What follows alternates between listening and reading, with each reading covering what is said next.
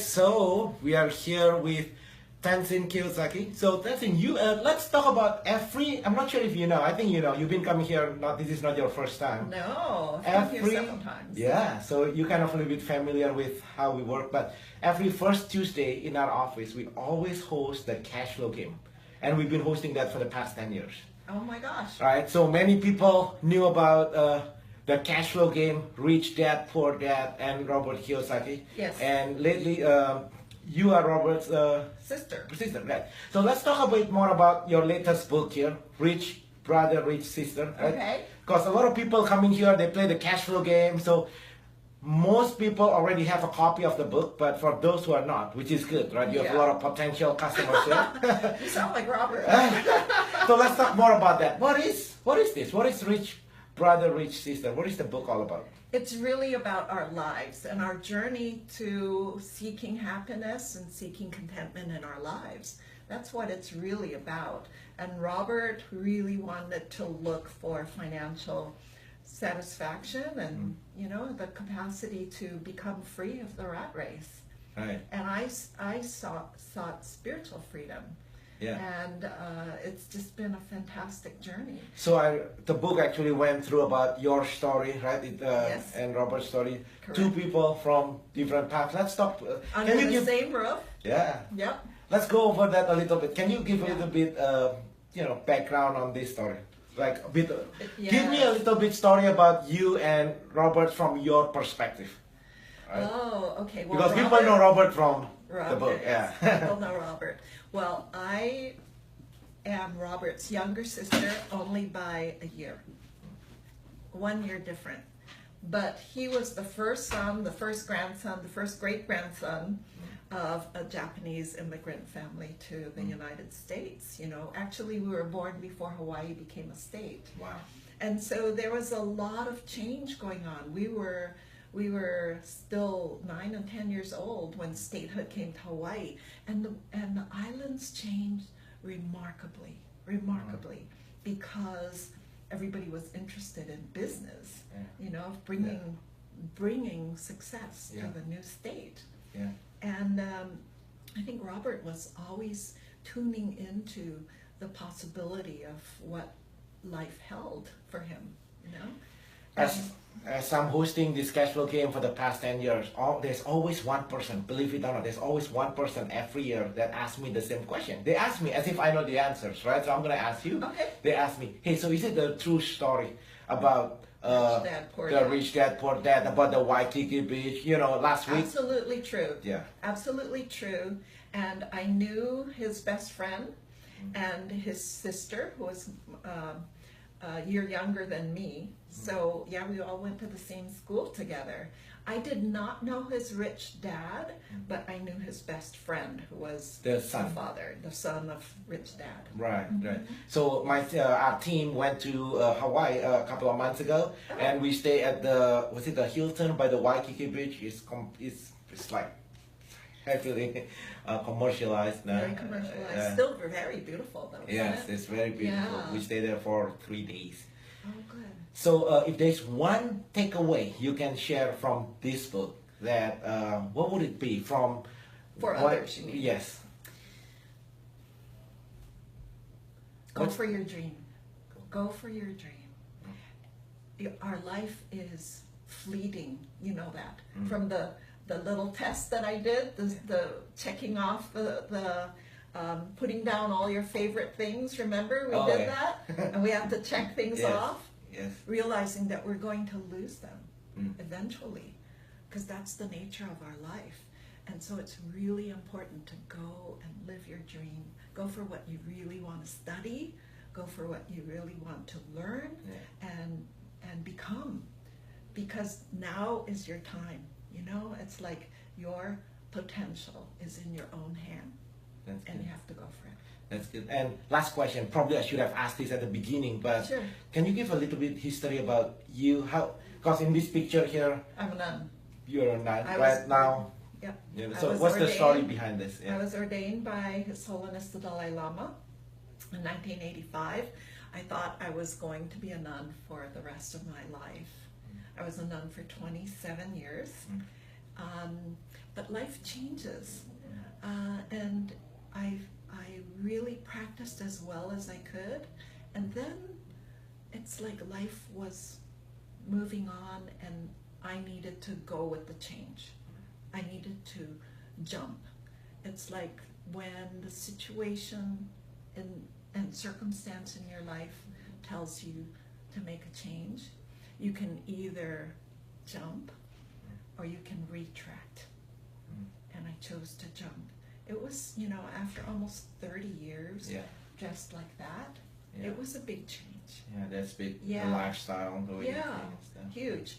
But it's been very exciting because it's continuing the journey without the format of the monastic life and the beautiful journey it is, because inside you still have to learn, about how to be a loving person, to sustain your ethics, to take care of your loved ones and yourself, and to be as well and happy and wealthy as you can. And it's a pleasure to have you stop by our Investors Club here. Every Tuesday we have Investors Club here, and I always tell people, making money is actually a spiritual journey. It is. Right? And I promise, because we are Investors Club actually starting now. So the cool thing I love about the fact that you actually is very open, you are learning, you come here actually to,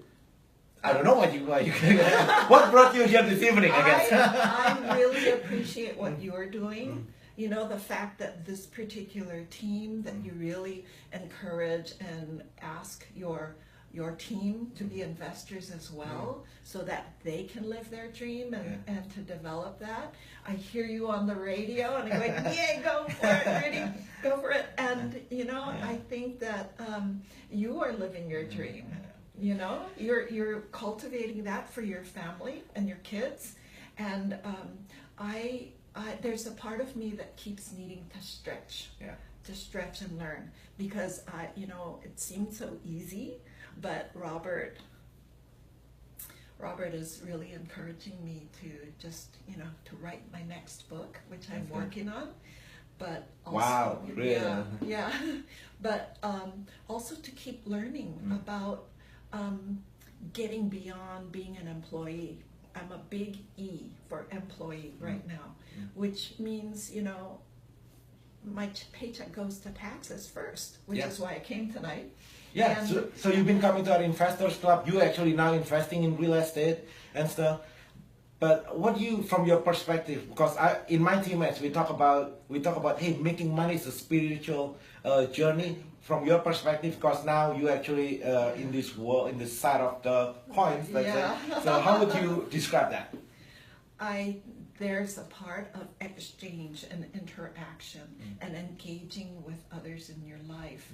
And how do you do that in a conscientious way that benefits the people that you serve and benefits your family and benefits your team, so that everyone can live in a way that is beyond just the drudgery of a 9-to-5 job.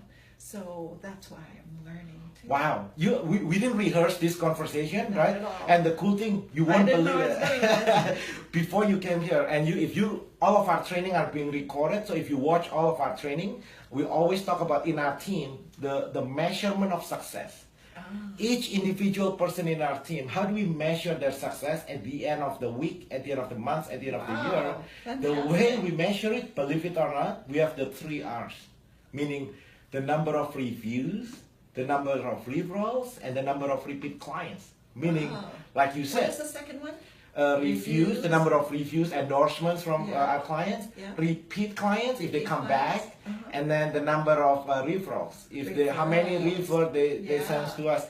So it's kind of like you say, it's how we serve the people. Yes. So making money is about the service to your fellow human beings, right? The more we serve the people, then money is just a certificate of appreciation for a job well done. Right, so I was like, wow, when you share that, hey, we are on the same page. Right. Well, you know how Robert's, the vision of the Rich Dad Company, their mission is to enhance the financial well-being of humanity. Yes, I love How it. do you serve humanity Yes. more?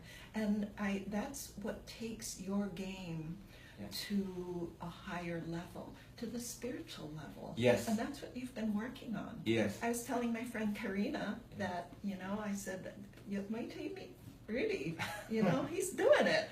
And, I just hear you on the radio, and I said you wrote a book with Steve Covey. Yes, Right? yes, yes. And, yes. Jack it's Canfield, like- yes. Jack Canfield. Yes. Jack yes, Canfield, sorry. yes. And and just I read your story, and I've been reading others, and it's very inspiring. And I think that's the potential of the human being, is how can we really deepen our own journey, so that it can be inspirational for those around us. When you are on the phone with Robert tonight, you can tell him that he is the one who inspired me. So the first book I read, I wasn't into reading any books, and the first book I read was The Rich Dad, Poor Dad. And when I finished reading that book, in my mind I was like, I know. I was about to go to Cal State LA. I already get accepted doing my graduate school. I get a full scholarship to teach at Cal State LA, and then graduate for free.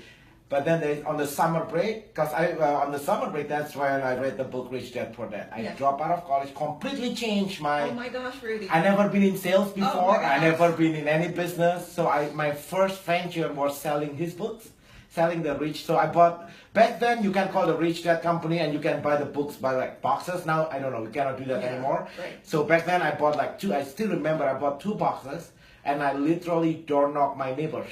Wow. Because I never been in sales. So, and I remember on the book, it says the #1 skill in life in sales. So you gotta try. So I door knock every single. Really? I didn't know this story. So I bought two boxes.